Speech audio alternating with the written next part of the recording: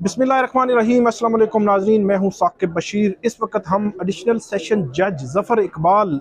की कोर्ट के बाहर इस्लामाबाद कचहरी में मौजूद हैं। ये वही जज हैं जिन्होंने इमरान खान को तोशा खाना रेफरेंस में जो इलेक्शन कमीशन ने फौजदारी कार्रवाई की कंप्लेंट भिजवाई है, उस कंप्लेंट पर जो फैसला महफूज किया था वो फैसला सुनाया गया है। वो फैसला बुनियादी तौर पर है क्या, और ये जो कंप्लेंट है ये आगे कैसे चलेगा ये सिलसिला, क्या इमरान खान की जो है वो इस केस में गिरफ्तारी तो नहीं हो सकती, या अदालत जो है वो क्या करेगी, और क्या जो है वो अब रेमेडीज जो है वो इमरान खान जो है वो उनके पास मौजूद है। सबसे पहले केस का थोड़ा सा बैकग्राउंड मैं आपको बताता हूं कि इलेक्शन कमीशन ने तोशा खाना रेफरेंस में एक फैसला दिया था, जिस फैसले में इमरान खान को नाअहल किया गया था। उनको उस नाअहली के तनाजुर में डी सीट किया गया मियाँ वाली की सीट से, और उसके बाद उस फैसले में इलेक्शन कमीशन ने यह लिखा था कि एक फौजदारी या क्रिमिनल कार्रवाई की जो कंप्लेंट है वो सेशन कोर्ट में फाइल की जाएगी। वो कंप्लेंट जो है वो यहाँ पे फाइल हुई गुज़श्ता मंथ को, ये 8 नवंबर को जो इलेक्शन कमीशन है उसने डिस्ट्रिक्ट इलेक्शन कमीशन ने यहाँ पे भेजी।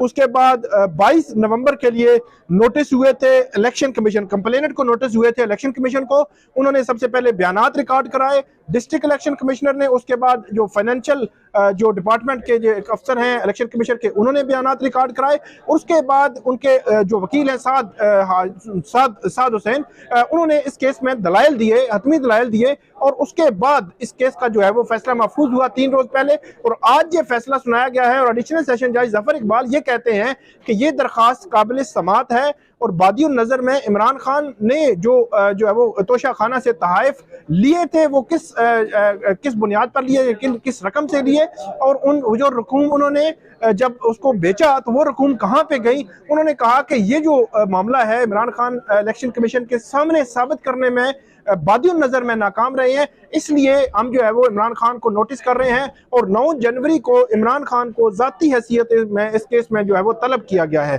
अब आप देखें कि इसी जो एडिशनल सेशन जज ज़फ़र इकबाल है, इन्होंने जो नोटिस किया है, अब होगा आगे क्या। सबसे पहले तो ये एक फुल फ्लेज जो है वो ट्रायल होगा, इमरान खान पर जो है वो चार्ज फ्रेम होगा, फर्द जुर्म आयद होगी, और ये फर्द जुर्म इसी तरह ही है ट्रायल में जिस तरह बाकी जो है वो केसेस में फर्द जुर्म आयद होती है, इस केस में भी फर्द जुर्म बाकायदा तौर पर आयद होगी। 9 जनवरी को जब इमरान खान यहाँ पे आएंगे तो एक तो उनकी अटेंडेंस यकीनी बनाई जाएगी, दूसरे नंबर पे अदालत उनको उनकी जो अपीयरेंस है उसके लिए मचलके भी तलब कर सकती है। और अगर इस किस्म के जो केसेस होते हैं जहाँ पे आपका आना ज़रूरी होता है, अगर जो आप बगैर वजह के जो है वो गैर हाजिर रहना शुरू कर दें तो अदालतें इस किस्म के केसेस में बाज़ औक़ात वारंट भी निकाल देती हैं। लेकिन इस केस में होगा ये कि 9 जनवरी को जो केस है, पूरा जो कंप्लेंट है इलेक्शन कमीशन की कंप्लेंट, इलेक्शन कमीशन के डिस्ट्रिक्ट इलेक्शन कमिश्नर जो इस्लामाबाद के हैं उनका ऑन ओथ स्टेटमेंट, उसके बाद उनके फाइनेंशियल जो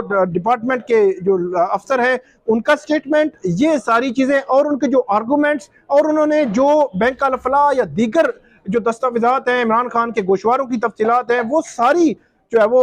यहाँ पे जो दी थी वो सारी नकूल इमरान खान को जो है वो दी जाएंगी। और उसके बाद उसके 9 जनवरी के 7 दिन के अंदर अंदर अदालत ये समझती है कि 7 दिन में उन पर फर्द जुर्म आयद होनी है, फ्रेमिंग ऑफ चार्ज होना है, और उसके बाद ये केस जो है वो आगे बढ़ेगा। ये बड़ा इंटरेस्टिंग है। और उसके बाद इमरान खान जो है वो कोई भी विटनेस बॉक्स में कोई भी अपना गवाह ला सकते हैं, अपने दिफा में कोई भी डॉक्यूमेंट ला सकते हैं, और इसी तरह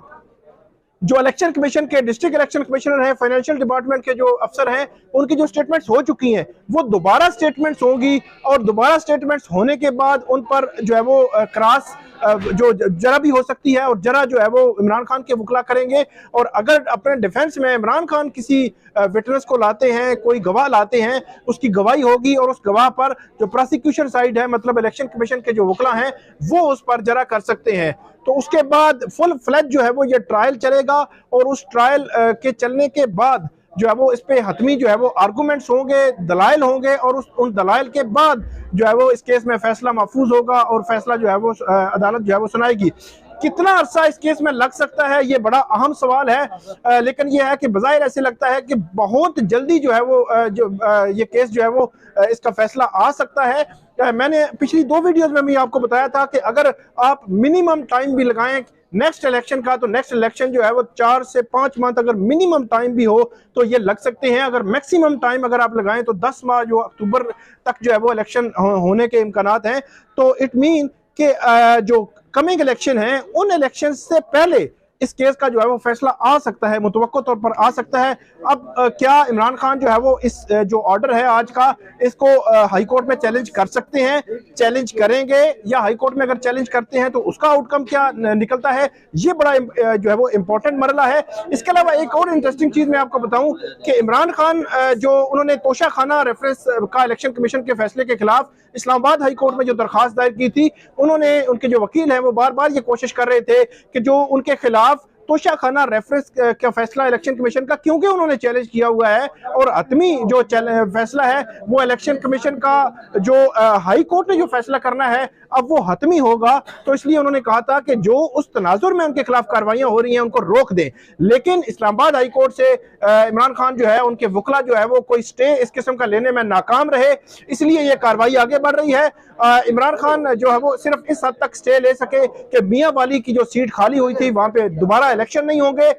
इसके अलावा इमरान खान के वकील ने अदालत को बताया था कि उनके खिलाफ फौजदारी कार्रवाई, जिसका आज जो है वो फैसला आया है, ये फौजदारी कार्रवाई जो है वो शुरू हो चुकी है।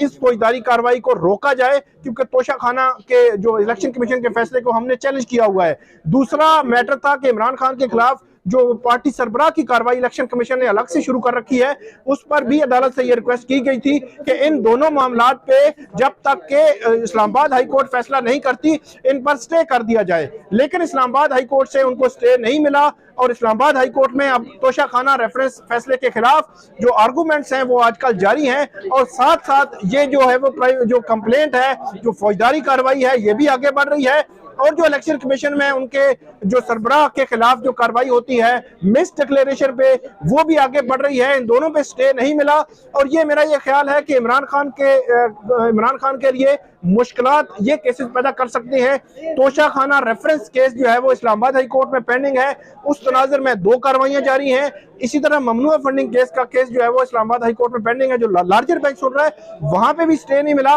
उस तनाजुर में भी एक जो है वो मनी लॉन्ड्रिंग के हवाले से अलग से FIR दे रखी है FIA ने ममनुआ फंडिंग केस में, वो केसेस अलग से पेंडिंग है। तो ये इसी तरह अंटेरियान का जो केस है, इस्लामाबाद हाई कोर्ट 20 दिसंबर को उस केस पर समाअत करने जा रही है, तो वो केस जो है वो अलग से पेंडिंग है। तो ये 3 केसेस जो मैंने आपको बताए, ये 3 केसेस किसी ना किसी तरह इमरान खान के लिए जो है मुश्किलात आइंदा इलेक्शन से कबल जो है वो पैदा कर सकते हैं और नाहली की जो तलवार है वो मेरे ख्याल में कहीं ना कहीं उन पर लटक रही है। क्या इमरान खान इन तमाम केसेस से साफ सुथरे होकर निकल सकेंगे, ये वो सवाल है जिसका जवाब जो है वो हमें कुछ अरसा लगेगा इस सवाल को, इसका जवाब जो है वो ढूंढने में। तो ये थी नाज़रीन आज की कार्रवाई जो एडिशनल सेशन जज जफर इकबाल ने जो फैसला दिया है, उस फैसले से मुतालिक मैंने आपको बताया। इमरान खान के खिलाफ जो केसेस हैं, सख्त नौइयत के केसेस हैं, उनसे मुतालिक आपको बताया और आइंदा भी हम आपको अपडेट करते रहेंगे। बहुत शुक्रिया।